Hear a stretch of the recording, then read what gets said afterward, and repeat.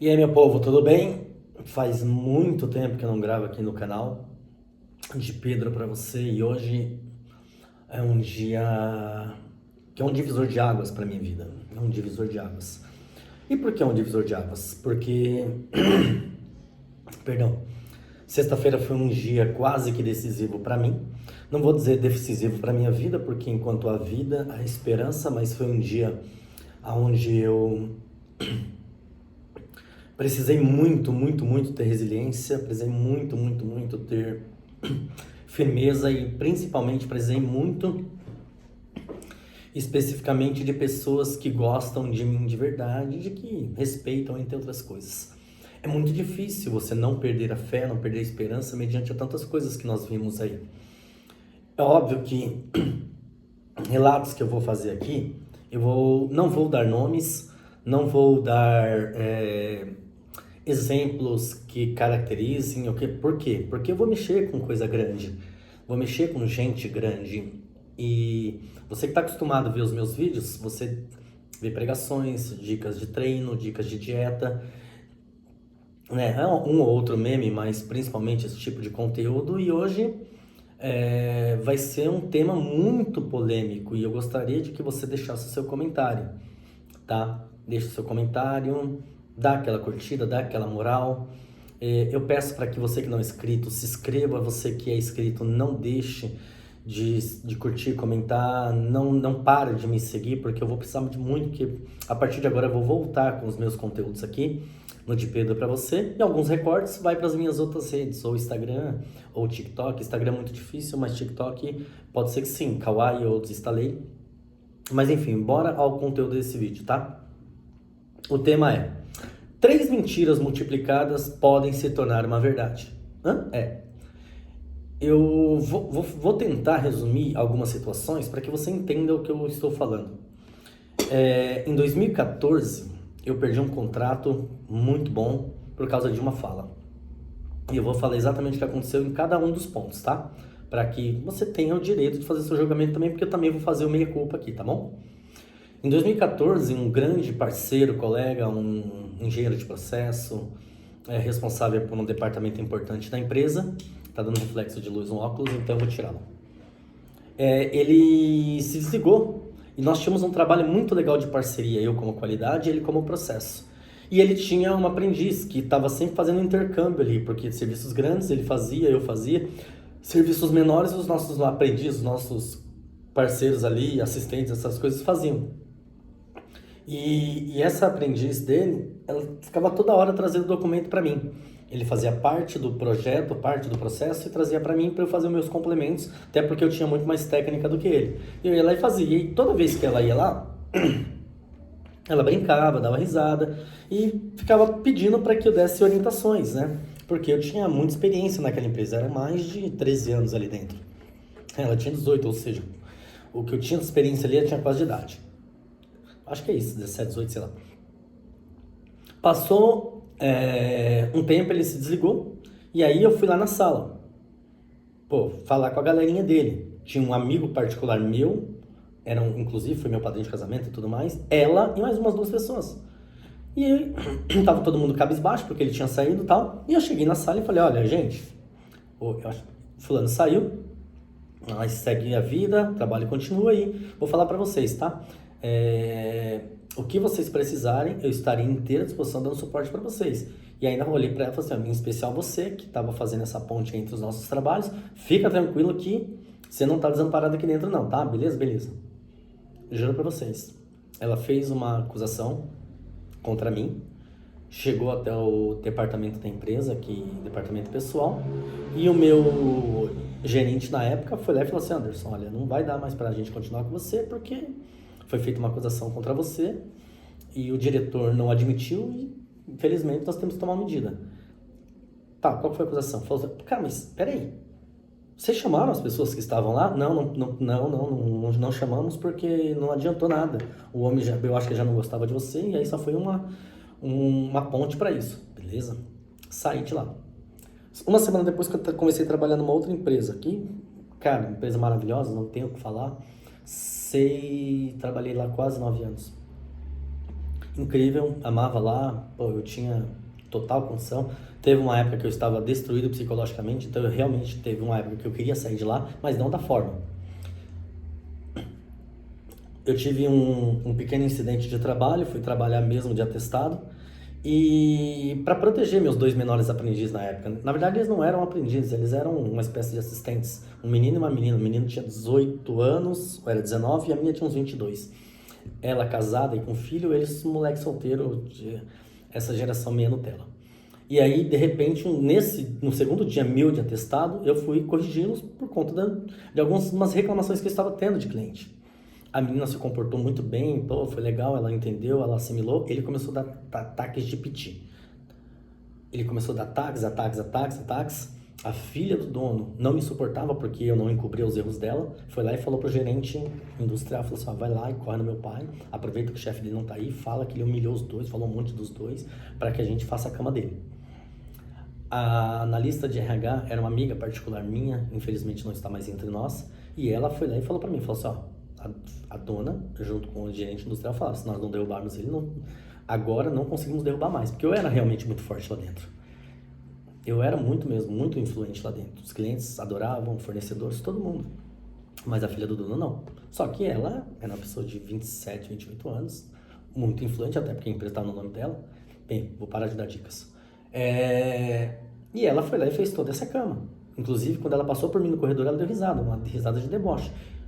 Isso é uma postura de uma diretora? Enfim, saiu ali a minha demissão por conta desse episódio. Só que eu poderia ter revogado, eu poderia ter questionado, eu poderia ter ficado, porque quem tinha poder de fazer isso era meu diretor e o dono. Ambos não queriam a minha saída. Mas eu me aproveitei, porque eu não estava bem psicologicamente, e falei, olha, eu não vou ficar, vou pegar esse gancho e vou sair, entendeu? E aí, beleza, trabalhei em mais alguns lugares, fui para um contrato muito grande, muito longe daqui, e lá estava muito bem, mas tinha alguns problemas, a temperatura do lugar era uma coisa que não me agradava, a distância da minha filha não me agradava e tal, e de repente o meu próprio analista, que teoricamente era meu braço direito, começou a levantar calúnias contra mim, me mandou, e ele falou claramente que ia forjar situações contra mim, porque eu não queria nada com ele. Nada contra quem tem esse tipo de orientação, posição, não tenho nada contra, mas também não tenho nada a favor. Eu tenho as minhas crenças, mas eu não vendo os meus valores. E eu optei por sair de lá. Saí de lá, era um contrato muito forte, o dono da empresa insistiu para eu ficar, mas por conta desses pseudos boatos que estavam para surgir, eu preferi sair. Chorei igual uma criança, porque era um sonho para mim trabalhar ali. Cara, é o maior nome, talvez, de empresa que eu trabalhei na minha carreira foi ali. Entendeu? Mas também juntou com o fato de eu não poder ficar longe da minha filha, que eu amo minha filha, eu saí. Mas perdi um baita de um contrato. Passou-se um tempo ali, na verdade, um pouco antes disso, um pouco antes desse aí, lembrei de outro caso. Aqui em São Paulo, um escritório incrível, maravilhoso.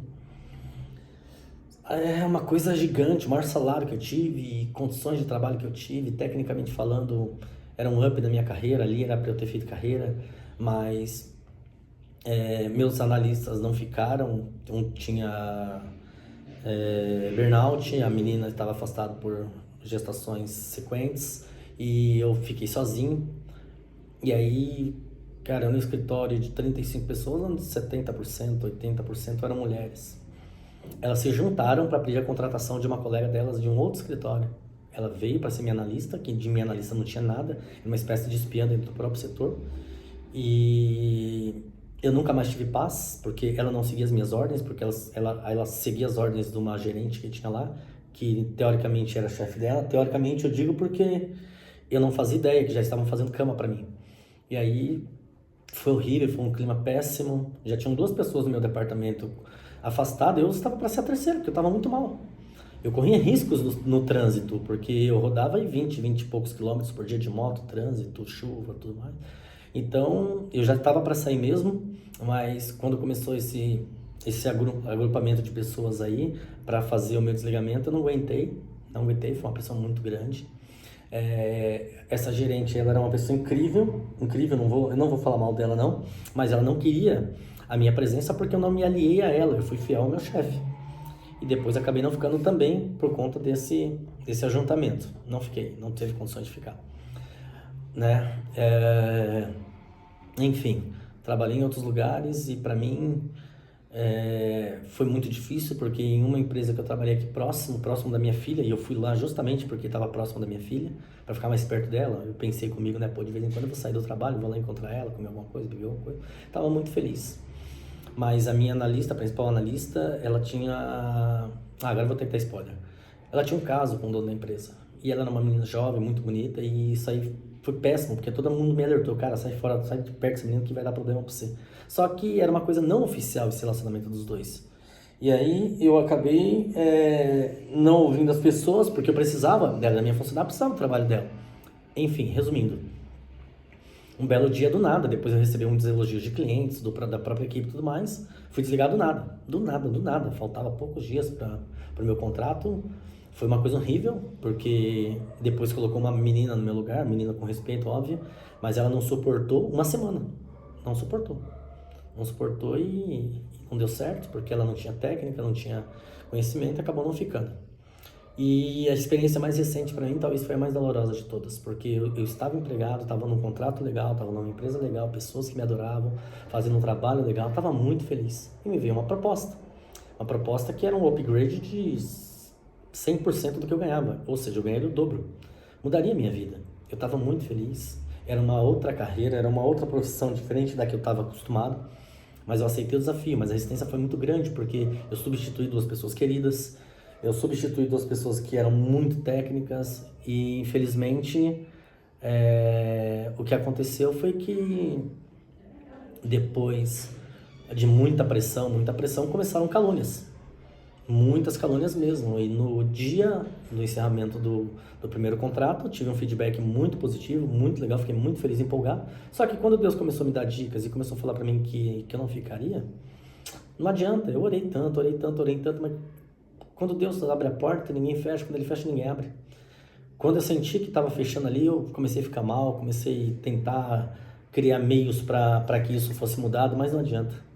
É igual quando colocaram fogo no meu carro, fiz de tudo para que não acontecesse. Pessoas que Deus me mostrou que iam ir embora desse plano para outro, eu tentei intermediar, mas não foi.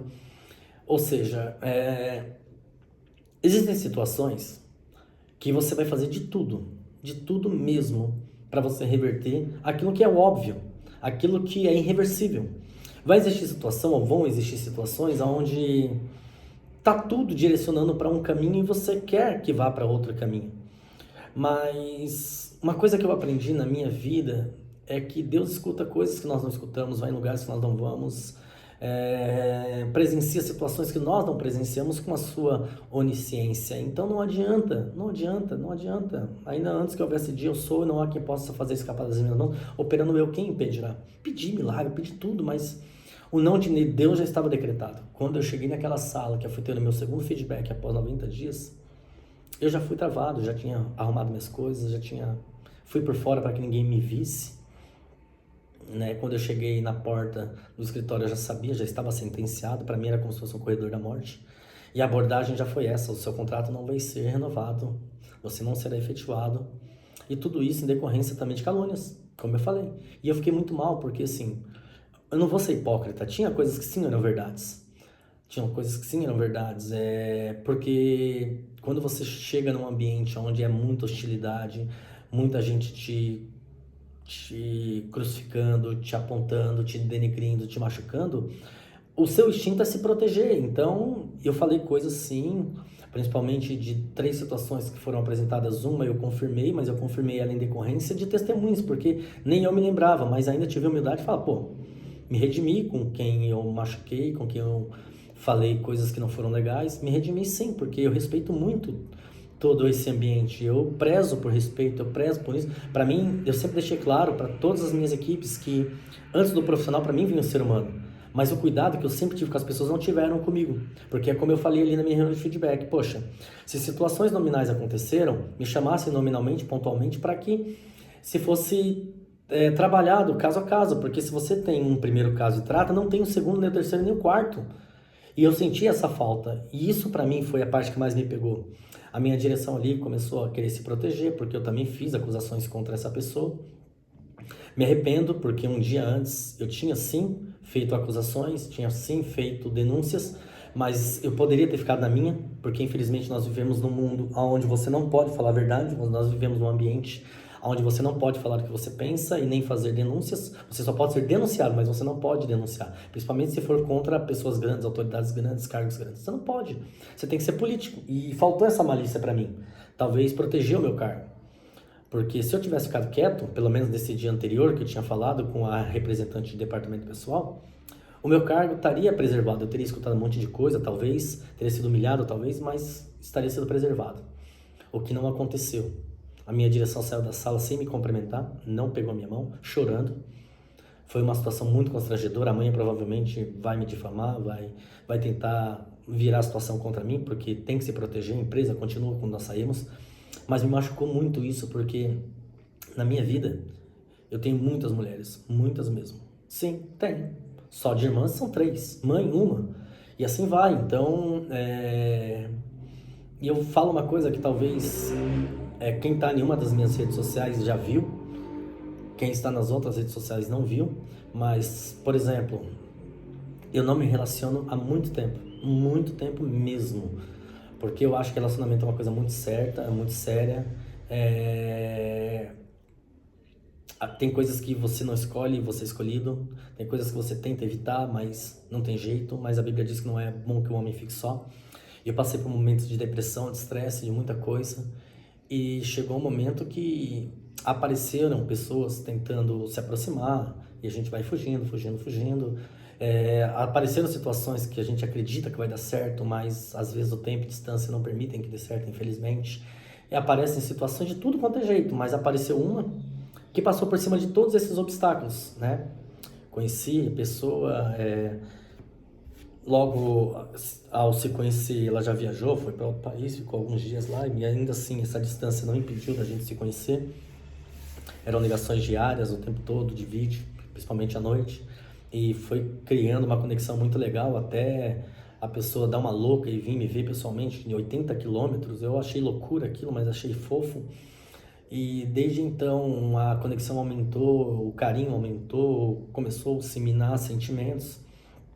E hoje eu me sinto um cara muito realizado, porque mesmo com distância, mesmo com diferença de idades, diferença de um monte de situações, a família não aprovando, tudo isso não impediu de estar ali junto comigo. E a mesma situação que tinha acontecido comigo uma vez, aconteceu agora. Só que a resposta foi totalmente diferente, porque eu falei assim, olha, eu vou ficar desprovido agora, vou ficar disponível no mercado. E aí? Como é que vai ficar? Não me importo. Não me importa nem um pouco, eu não tô aqui pelo que você tem, não tô. Então, como eu disse, eu não vou citar nomes porque eu não quero expor ninguém, mas daqui a pouco vai ter muitas fotos e muitos vídeos juntos e muitas coisas juntos, porque eu realmente me encontrei nessa pessoa, estou muito feliz, estou muito realizado e peço a Deus para que dê certo, porque eu acho que todo mundo precisa de alguém que dê certo, eu acho que todo mundo precisa de alguém que complete. Eu peço até desculpa para as pessoas que eu conversei, que tiveram promessas, que tiveram expectativas, peço de todo o meu coração, mas a gente não manda em sentimento, a gente não manda no coração, e essa pessoa que eu encontrei é uma conexão que eu não sei explicar, é uma coisa que eu não sei explicar, e eu queria que todo mundo encontrasse alguém como ela me encontrou e como eu encontrei essa pessoa, porque eu não sei descrever o que é essa conexão. Eu não sei descrever o que é nós dois juntos. Acho que vai avançar, acho que vai ter uma evolução, acho que vai ter uma promoção disso, e eu tenho certeza que vai dar certo, porque eu nunca torci contra ninguém. E eu peço que as pessoas também torçam por mim, porque as coisas que eu já passei até hoje, eu não torço para que ninguém passe pelas coisas que eu já passei. Eu tive golpes de estelionatários, eu tive ameaças, eu tive muitas situações, tive portas que foram fechadas e não tive ninguém. Quando eu me acidentei de moto, eu não tive uma pessoa para lavar um prato para mim. As 2 mãos machucadas, 2 pernas, 2 joelhos, 2 cotovelos, tudo machucado.